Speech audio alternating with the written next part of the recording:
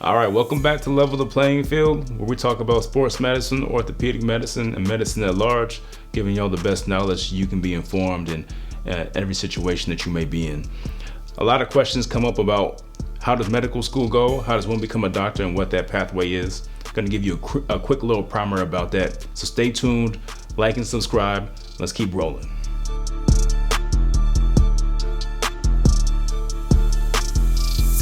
So the pathway to become a physician, as y'all know, takes a long time, and people talk about it takes 20 years to become a doctor, and that's not wholly untrue.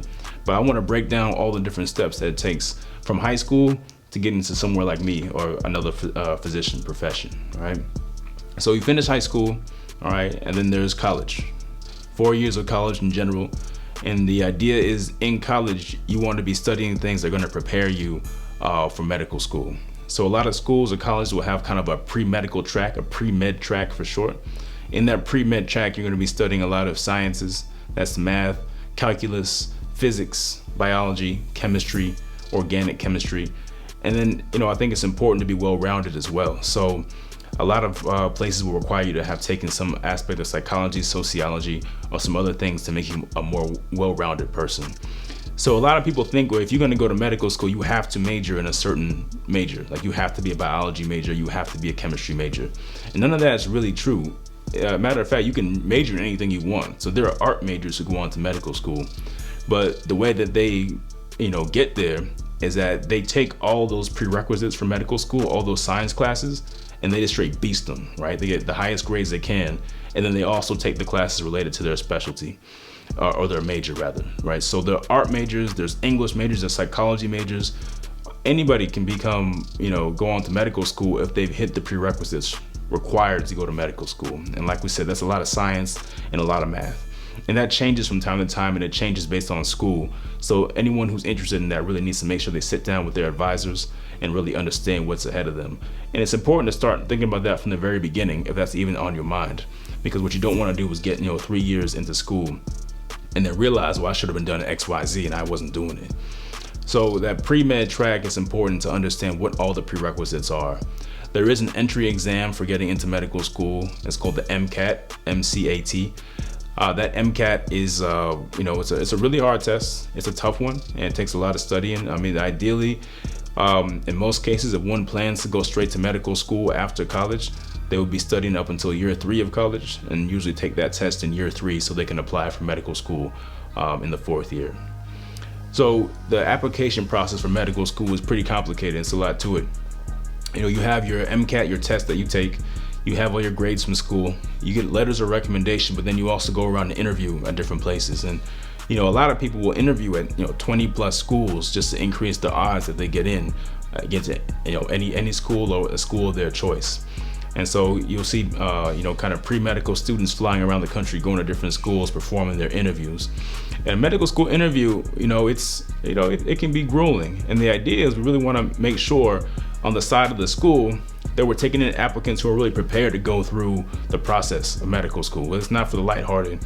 It's not easy by any means, right? So the interview process, I've seen a whole different types of different interviews. There'll be ones that are like one-on-one, where it's just you talking to somebody, just explaining to them why you're here, why you want to go to medical school. I've seen whole panels where it's 5 people just straight firing at you, answering questions left and right, and you gotta, engage everybody. I've seen some that were kind of like skills tests, where they basically had you, doing some little puzzle or something while they quizzed you to see if you can multitask. So it can get kind of wild.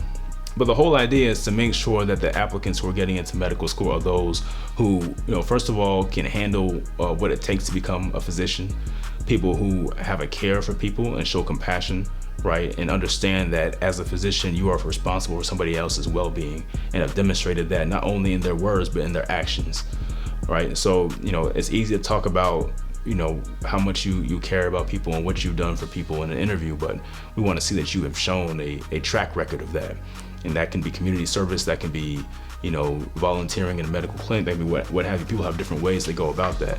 But it should be demonstrable that you really have shown that you have a passion and a compassion for other people, because that's the largest part of our job. So the application for medical school happens, usually for a lot of people in their senior year of college, and then they go on for there. Now, some people may choose to take time in between college and medical school. And there's a few different ways that can go. Some people choose to, go into the workforce and work for a few years doing either something related to medicine or maybe something completely different, right? And then they apply for medical school. Some people will choose to go work in research, like in a lab or in clinical research, where they're interacting with patients, helping to understand outcomes after medical treatments. And so there's a few different pathways people take. The most important thing there is to make sure that you have a plan for what you're doing. So if you say finish college and say I'm going to apply for medical school later in a couple years, what those medical schools don't want to see is that you didn't do anything that was kind of a clear path of what you wanted to do. It should be a kind of a scripted idea of what you want to do and where you want to get to. Right? So if you say, I'm going to finish college, I'm going to go do sports medicine research. I'm going to go shadow a sports medicine physician for 2 years, do research with them, help them publish research and literature. And then you can go into your medical school application and you can say, hey, this is my pathway. I have an idea. I spent a lot of time with sports medicine. I saw how it helps the community. I saw how it helps patients. And that kind of fueled my passion. Now you have a storyline that you can explain to a medical school application committee. So everything works out, you end up in medical school. Medical school is generally 4 years in most cases, and it's really split into two halves. The first half is more about learning the basics about the body, so it's very much more classroom based. In that classroom basis, you're really going to lectures, reading out a textbook, taking a lot of tests. You're learning all the basics about how the body works, the mechanics. You're learning anatomy. In a lot of cases, people are going to the cadaver lab. That's where they're kind of doing dissections to learn where the anatomy is in the body and understand it from a three-dimensional perspective. And that's really the first half, is laying the foundation. The second half of medical school is a little more practical. So you're more so in the hospital, more so in the clinics, going through set rotations where you're learning about different aspects of medicine. And the idea is to learn about everything within, medicine. It's very rare for someone to go into medical school and just focus on one specialty. In fact, that's really impossible, because you're expected to know everything, and then you can, kind of narrow down from there when the time is right. So during those clinical rotations in those second 2 years, you're starting off, observing a lot, but the idea is with time, as you learn more and you observe more, you start to anticipate and you start to become a part of the team. So for instance, if you're, say, doing a general medicine rotation, you would spend a lot of time with several, internal medicine doctors. And initially you may not be very involved, but by the end of the rotation, the idea is you should be able to suggest plan of cares for patients, to present kind of your plan to the doctors rather, and show them that you learn and you can anticipate and you can pick up the trends of what needs to be done for patients. So it's not really just observing. You got to be able to show that you can do, you can grow within the scope of a medical student. So medical school is 4 years. And then what comes up next, I think, is the part that people get the most confused about, and that's residency.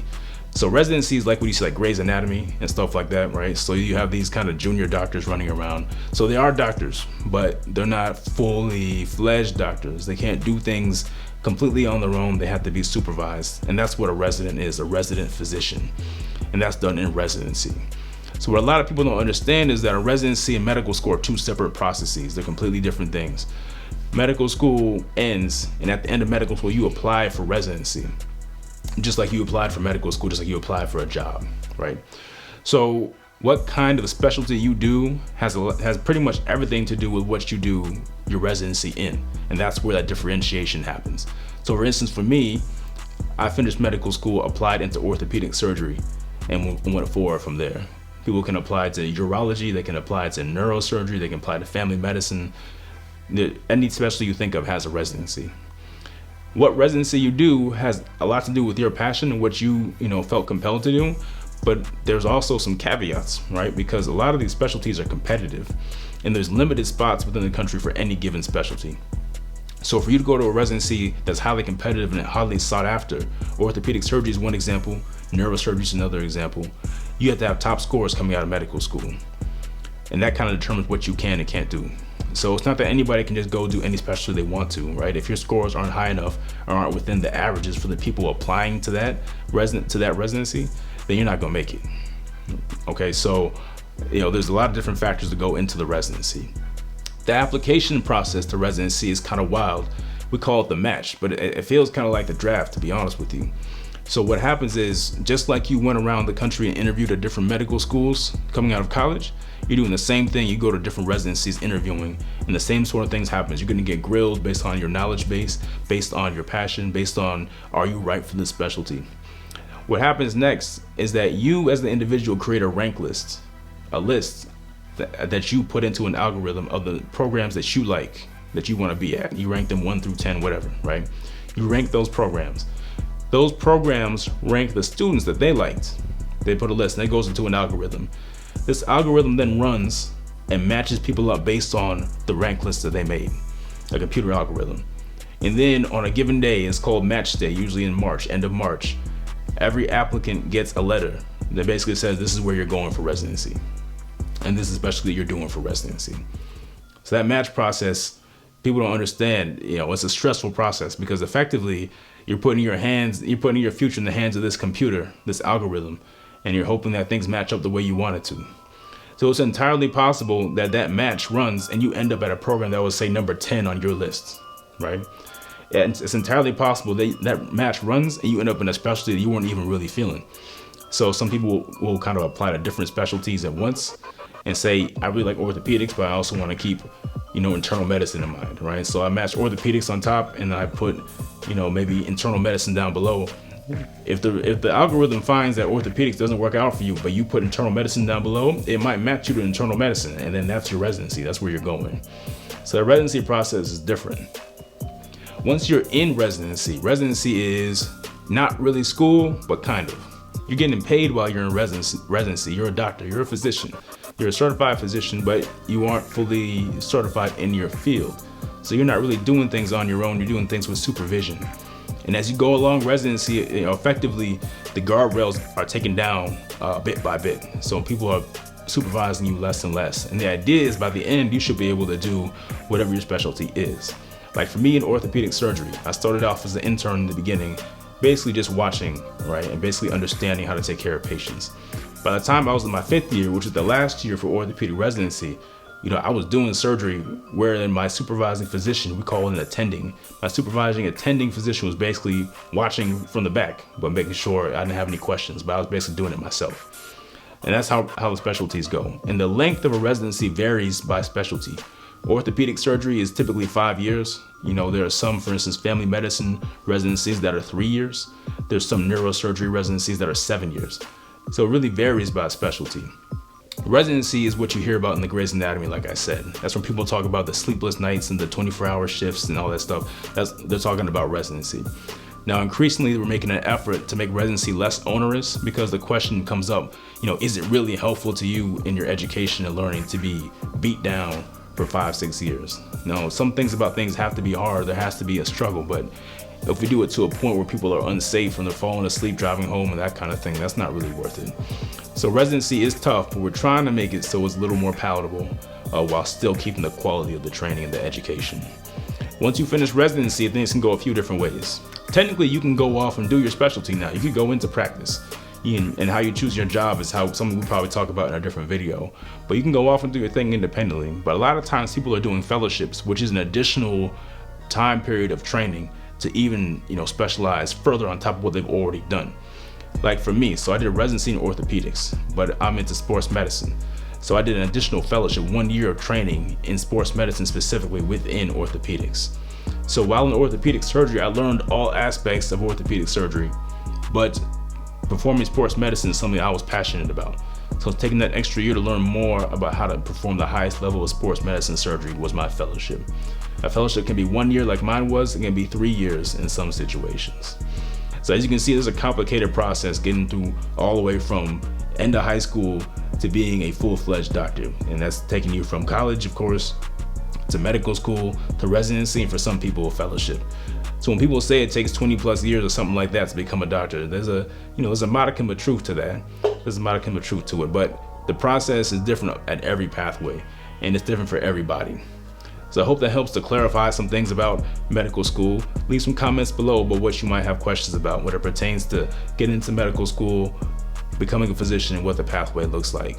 Until next time, we'll see you here at Level the Playing Field.